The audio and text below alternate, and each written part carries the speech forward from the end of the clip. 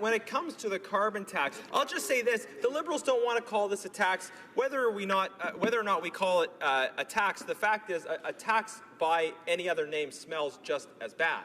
The economic impact of this acts like a tax, even if you want to call it something else. Because if you charge an extra, call it a fee, call it a deduction, make up a new word if you like. But if you call it an extra levy, if you charge an extra something or other on top of something else, that creates a disincentive for it. Most economists would use the word tax. I'm agnostic on the word, but fundamentally, the impact of it, Canadian Federation of Business, Canadian Federation of Independent Business, other experts tell us very clearly what the impact will be. It will kill jobs, it will kill businesses, it will hurt wages. We know that that's the impact, again, regardless of the language you want to use. Questions and comments, questions et commentaires. The honourable member for Elmwood Transcona.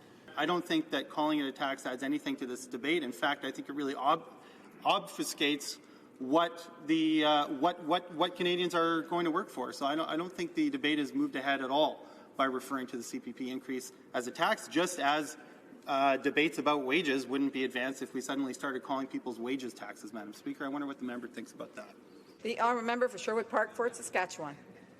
Thank you, Madam Speaker. And it is important to point out the strong attention that our friends on the political left pay to redefining language away from the clearest possible wording. Now, you can call it, as I said, you can call it a tax, you can call it a levy, you can call it a deduction. Here are the facts. If you have a mandatory portion of a person's pay that the government is taking away from them, you don't have to call it a tax. But economically, it behaves like a tax.